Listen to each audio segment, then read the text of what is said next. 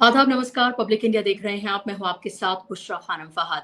राहुल गांधी लगातार जिस तरह से जेनजी से संवाद कर रहे हैं, उनको एक स्टेज दे रहे हैं। लगातार दो प्रेस कॉन्फ्रेंसेस राहुल गांधी ने की। आपने देखा कल भी प्रेस कॉन्फ्रेंस की, जहां पर छात्राओं को वो सामने लेकर आए, खुद पीछे हट गए और उनको मंच दिया, उनको प्रेस कॉन्फ्रेंस करने दी, उनको पत्रकारों के जवाब देने दिए। और आपने देखा कि किस तरह से धज्जियां उड़ा दी उन तमाम छात्राओं ने। किस तरह से जो सरकार है उसकी धज्जियां एक तरह से उड़ा दी। और वो आपने देखा, और ये तस्वीर आप देख रहे हैं कि किस तरह से राहुल गांधी जो हैं इन छात्राओं के साथ आए। उससे पहले आपने देखा था कि नेहा बोरा से लेकर और जो दूसरी छात्राएं थी आयशा से जुड़ी हुई, उनके साथ भी प्रेस कॉन्फ्रेंस राहुल गांधी ने की थी। वो ये लगातार दिखा रहे हैं कि एक नेता कैसा होना चाहिए। एक नेता अपने आप को, अपने इंटरेस्ट को पीछे करता है और जनता के इंटरेस्ट को आगे रखता है। यही एक नेता की खूबी होती है। ना कि हमारे प्रधानमंत्री की तरह, जिस तरह से वो खुद ही सामने आकर कहते हुए नजर आते हैं कि मैंने आपको माफ कर दिया, जो सिर्फ एक तरफा संवाद करते हैं, जो सिर्फ अपने मन की बात करते हैं, जो अभी भी एक तरह की अपनी ही दुनिया में है। उनको ये लगता है कि पूरी दुनिया जैसे उनके आसपास जो बदल रही है, उसका जैसे उन्हें अंदाजा ही नहीं है। और वो सामने आकर अलग अलग तरह की वीडियोस जो हैं वो जारी करते रहते हैं। आप देख रहे हैं लगातार इंस्टाग्राम पर। लेकिन राहुल गांधी वो काम कर रहे हैं जो एक रियल लीडर को करना चाहिए। इसी सिलसिले में आपको ये पता है कि छात्रों की गूंज कार्यक्रम के नाम से लगातार राहुल गांधी कार्यक्रम कर रहे हैं। अलग अलग जगहों पर कार्यक्रम उन्होंने किए हैं। कोटा में आपने देखा, देहरादून में देखा, और अब बारी है प्रयागराज की। जब देहरादून में राहुल गांधी ने कार्यक्रम किया था, तब भी जिस जगह पर कार्यक्रम होना था, जिस ग्राउंड पर कार्यक्रम होना था, वहां पर उस परमिशन को रद्द कर दिया गया था चंद घंटे पहले। लेकिन उसके बाद भी आप ये देखिए कि राहुल गांधी ने देहरादून में अपना वो सक्सेसफुल कार्यक्रम किया। अब 8 तारीख को राहुल गांधी का कार्यक्रम है प्रयागराज में। प्रयागराज इलाहाबाद के नाम से भी पहले जाना जाता था। आपको पता है, इस सरकार को तो शौक है हर जगह का नाम बदलने का। तो प्रयागराज में कार्यक्रम है राहुल गांधी का। और राहुल गांधी ये जो छात्रों की गूंज के नाम से ये संवाद जो है वो कर रहे हैं। आपको ये लग रहा होगा कि भाई अब तो धर्मेंद्र प्रधान ने इस्तीफा दे दिया है और छात्रों की मांग मान ली गई है, तो अब वो छात्रों की गूंज नाम का ये कार्यक्रम क्यों कर रहे हैं।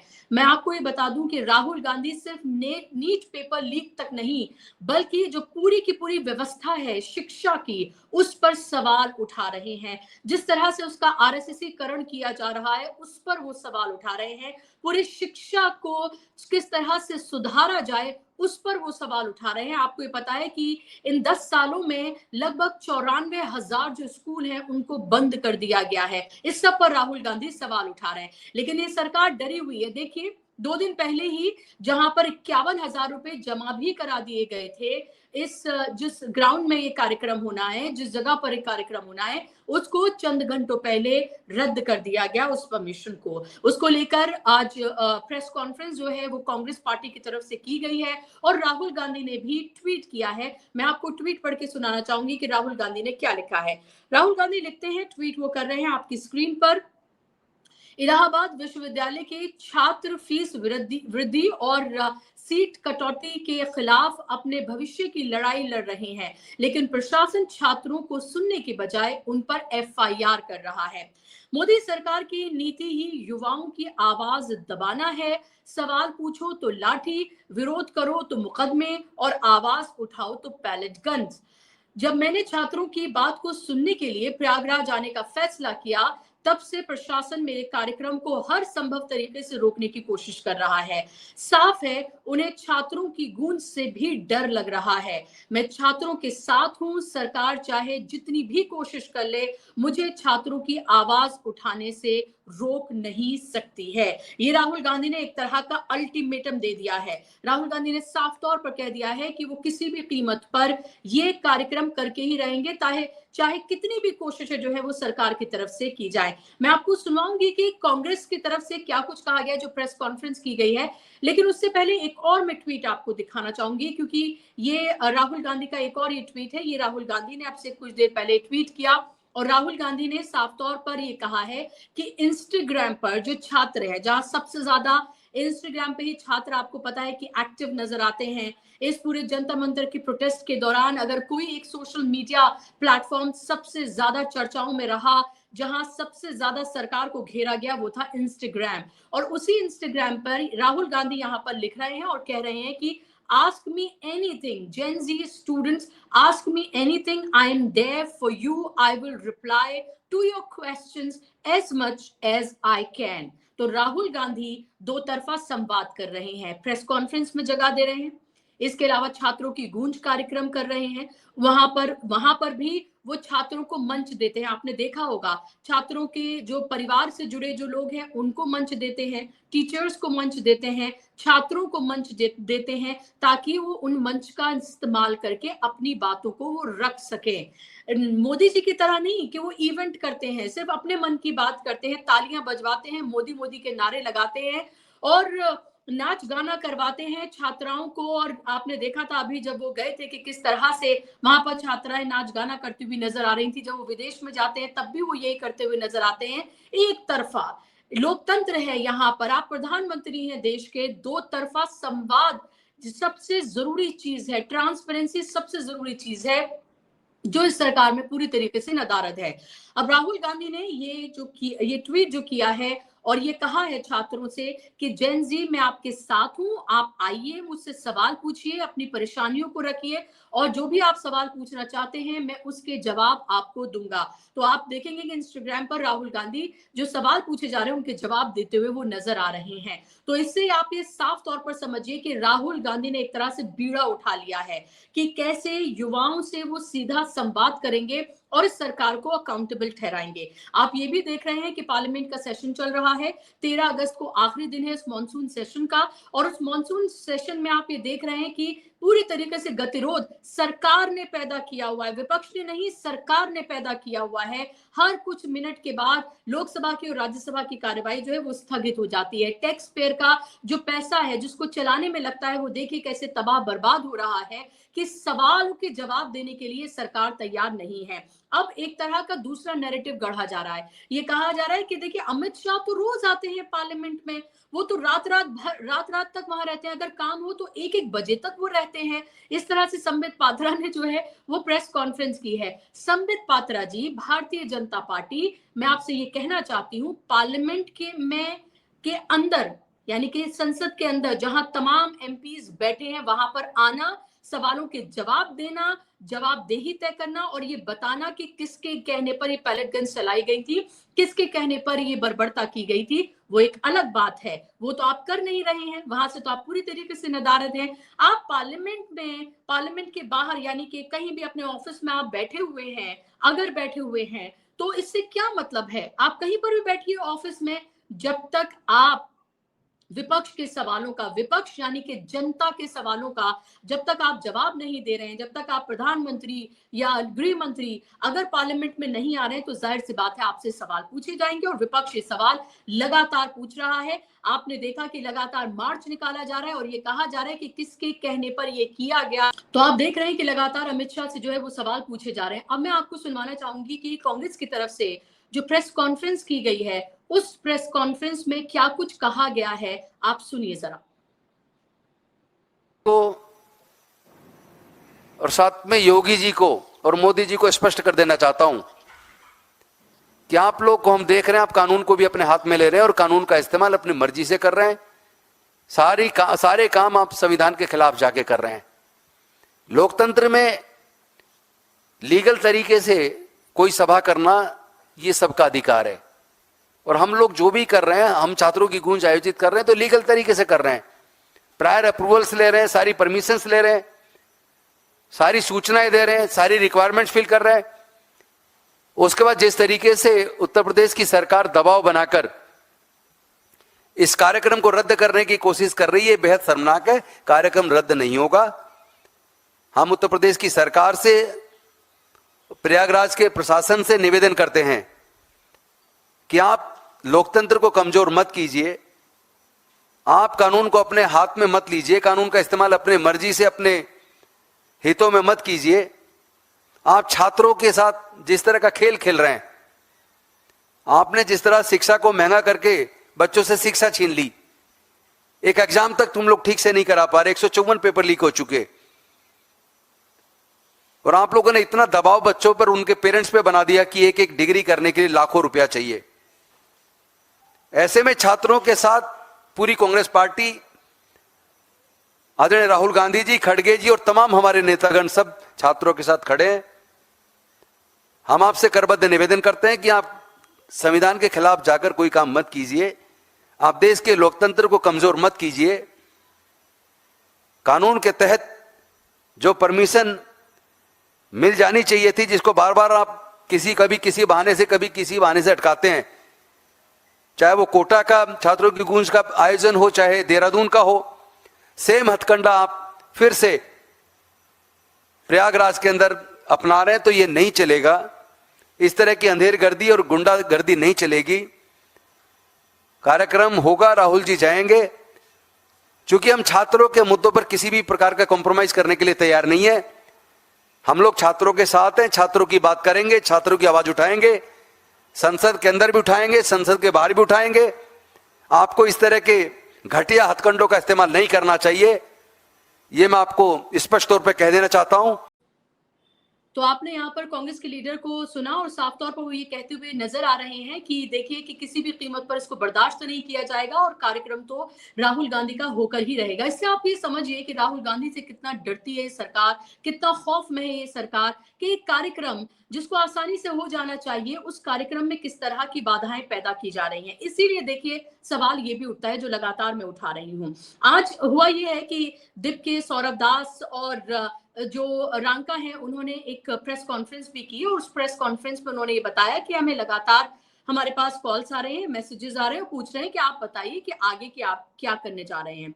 तो उन्होंने ये कहा है कि वो एक कार्यक्रम जो है वो लॉन्च करने जा रहे हैं पूरे देश भर में। सितंबर के महीने से वो ये शुरू करेंगे और एक नाम भी उसका रखा गया है और उस नाम के तहत ये तमाम शहरों में अलग अलग जगहों पर वो जाएंगे और शिक्षा, बेरोजगारी और ये तमाम मुद्दे जो हैं इन पर वो सवाल पूछेंगे। उन्होंने ये भी कहा है कि देखिए किस तरह से कपड़ों से पहचानने की बात की जाती है, बांटा जाता है, इस तरह के तमाम मुद्दों को भी वो उठाएंगे। इस तमाम बातें वो कहते हुए नजर आ रहे हैं।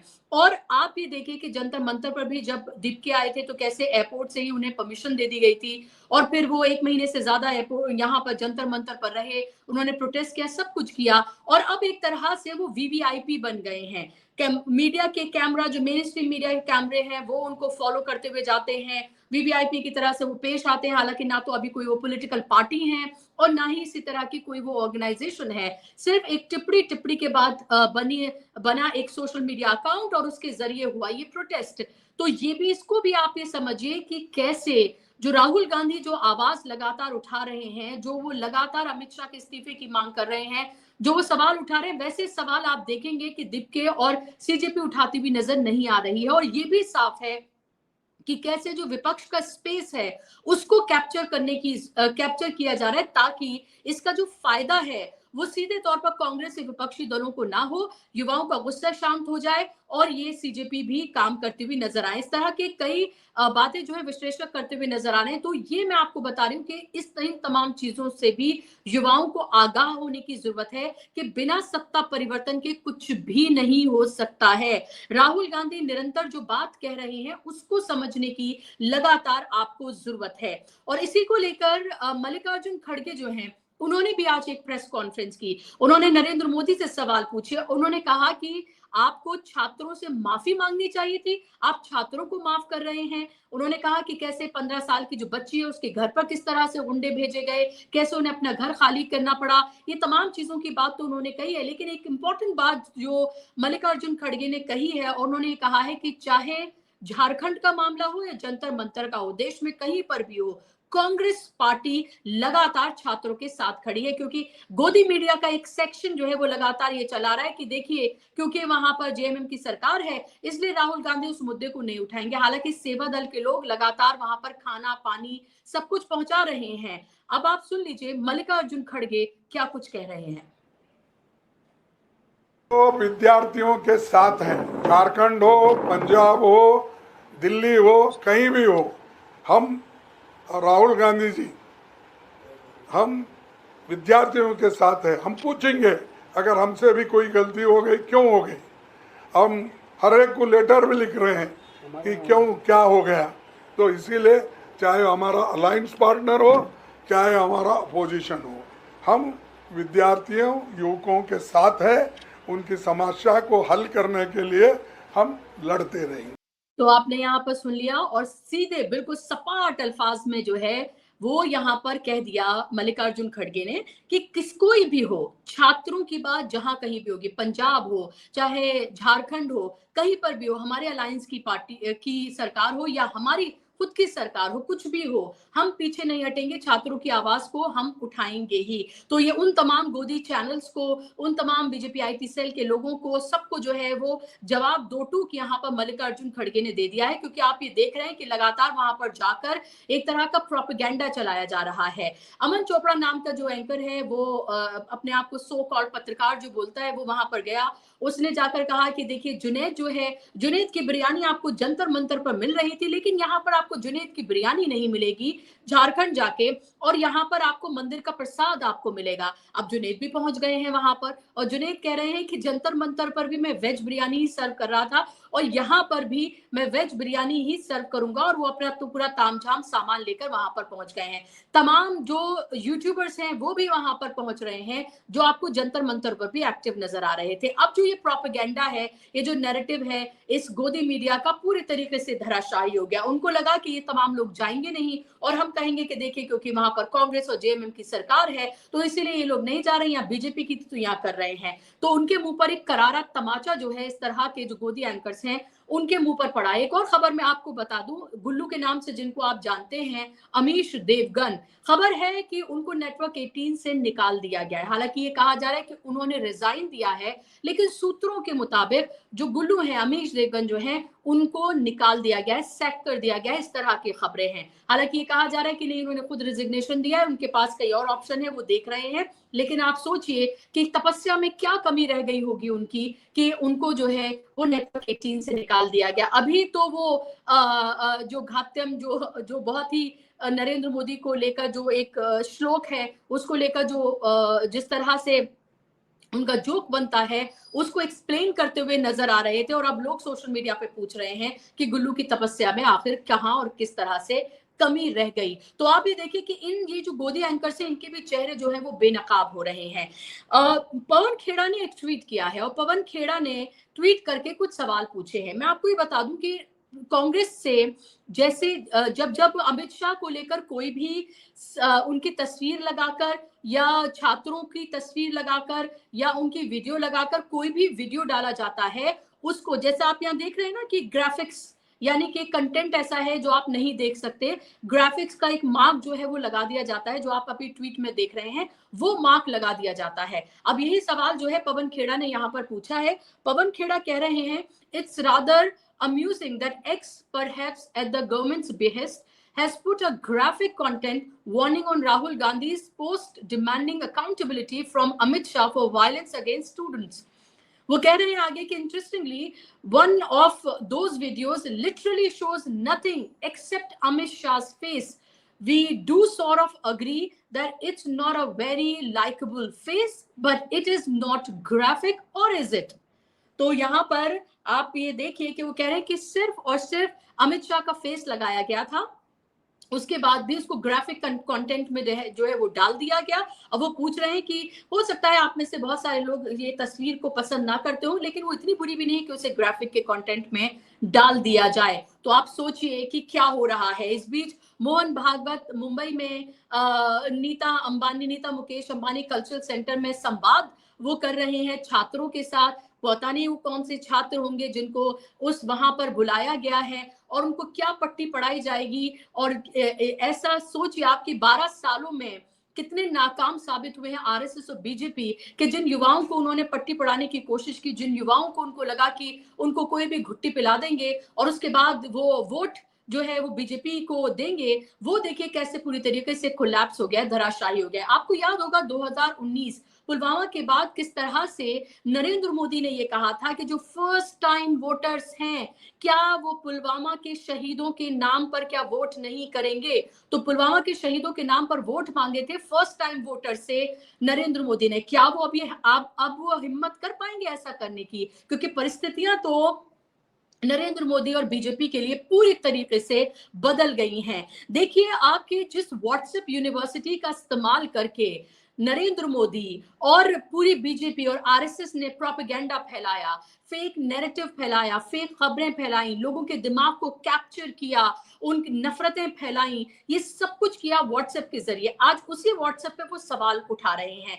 भारतीय जनता पार्टी के ट्विटर हैंडल से ये ट्वीट हुआ है जिसमें वो ये कह रहे हैं कि E20 को लेकर व्हाट्सएप पर आपको गलत समझाया जा रहा है, आपको फेक न्यूज जो है वो परोसी जा रही है, और फिर वो उसको सही बताते हुए नजर आ रहे हैं कि E20 से आखिर क्या क्या फायदे जो है वो होते हुए नजर आ रहे हैं। अब आप सोचिए, जिस व्हाट्सएप का इस्तेमाल दिन रात अभी भी भारतीय जनता पार्टी करती है, आरएसएस करती है, सोसाइटी में जितने भी व्हाट्सएप ग्रुप्स और ये सब बने हुए हैं, RWAs के जो व्हाट्सएप ग्रुप्स होते हैं, स्टूडेंट्स के जो होते हैं, उन सब में पेनिट्रेट हुए बीजेपी और आरएसएस अब वो उसी व्हाट्सएप पर सवाल उठा रहे हैं। तो आप समझ लीजिए कि इस एक महीने में जिस तरह से जेन जी ने पूरी की पूरी बाजी पलट कर रख दी है, उससे बौखलाहट है, उससे घबराहट है। और अब एक बार फिर से आपने देखा होगा कि अभी 2-3 दिन पहले ही किरण रिजिजू ने मुलाकात की थी राहुल गांधी और प्रियंका गांधी से, और जो गतिरोध है उसको खत्म करने के लिए डिलिमिटेशन महिला आरक्षण बिल जो है उस पर सपोर्ट मांगने की बात कही थी। अब फिर से ये बताया जा रहा है कि राहुल गांधी से किरण रिजिजू ने मुलाकात की है। राहुल गांधी ने कहा है कि वो इंडिया गठबंधन के जो घटक दल हैं उनसे वो बात करेंगे, उसके बाद ही वो आगे कोई बात अपनी रखेंगे। लगातार डिलिमिटेशन बिल जो है उसको लेकर सरकार पूरी तरीके से फंसी हुई है। उसको ये लग रहा था कि उसने जोड़ तोड़ करके हॉर्स ट्रेडिंग करके अपने नंबर जुटा लिए हैं, 2/3 मेजोरिटी चाहिए, और अभी भी बात पूरी तरीके से फंसी हुई है, इसीलिए वो विपक्षी दलों से समर्थन मांग रहे हैं। अब देखना ये होगा कि क्या वाकई में राहुल गांधी और विपक्षी दल जो हैं क्या वो समर्थन देंगे, क्या डीएमके जैसी और एनसीपी जैसी पार्टियों को क्या अपने पाले में लाने में कामयाब हो पाएगी बीजेपी? ये भी एक बड़ा सवाल है। लेकिन फिलहाल ये सीधे तौर पर दिख रहा है कि राहुल गांधी से, जेन जी से खौफ में है भारतीय जनता पार्टी। सीधा संवाद करने की कोशिश राहुल गांधी लगातार कर रहे हैं, मोहन भागवत कोशिश कर रहे हैं कि जेन जी से संवाद करें, मोदी जी ट्विटर इंस्टाग्राम पर आकर रील्स बना रहे हैं और खुद ही ट्रोल होते हुए भी नजर आ रहे हैं। आज का कार्यक्रम आपको कैसा लगा मुझे जरूर बताइएगा। आज के कार्यक्रम में बस इतना ही। नमस्कार।